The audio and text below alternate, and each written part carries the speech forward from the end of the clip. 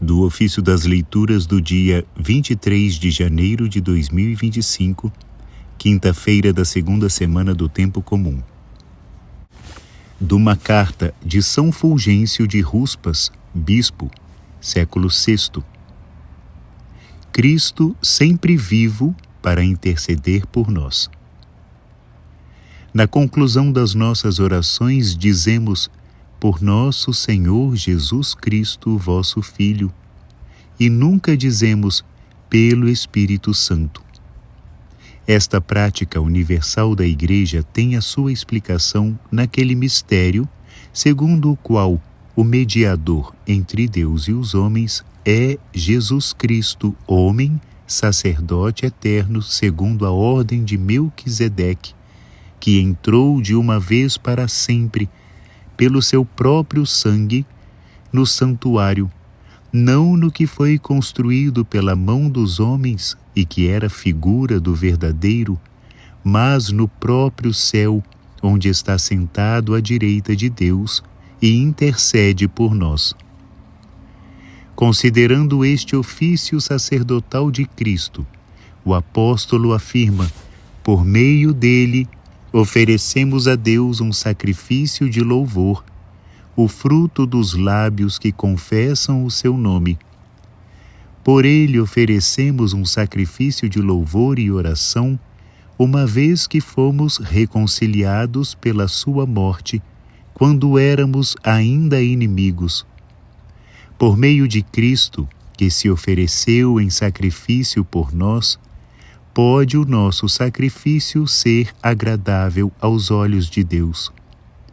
Por isso nos exorta São Pedro: como pedras vivas, entrai na construção deste templo espiritual, para constituirdes um sacerdócio santo, destinado a oferecer sacrifícios espirituais, que serão agradáveis a Deus por Jesus Cristo.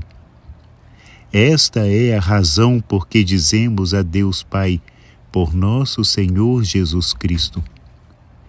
Quando se menciona o sacerdócio de Cristo, necessariamente se põe em evidência o mistério da encarnação, pelo qual o Filho de Deus, que era de condição divina, se aniquilou a si próprio, tomando a condição de servo, isto é, se humilhou, obedecendo até à morte, e se tornou por um pouco inferior aos anjos, permanecendo, não obstante, na sua divindade igual ao Pai.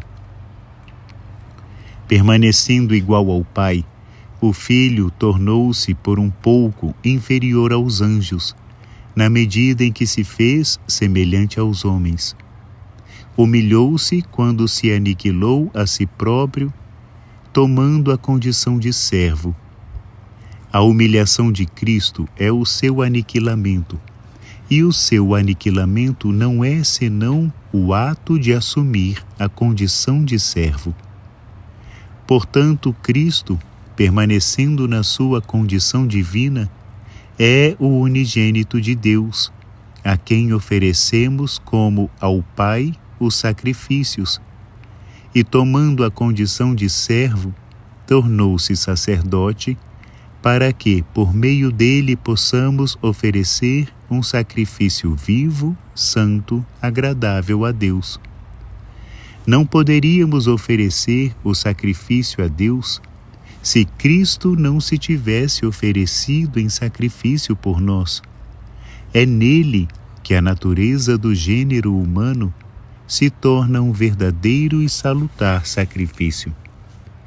De fato, quando dizemos que as nossas orações são oferecidas por nosso Senhor, eterno sacerdote, reconhecemos nele a verdadeira carne da nossa natureza, como diz o apóstolo: todo o sumo sacerdote, escolhido de entre os homens, é constituído em favor dos homens nas suas relações com Deus, para oferecer dons e sacrifícios pelos pecados.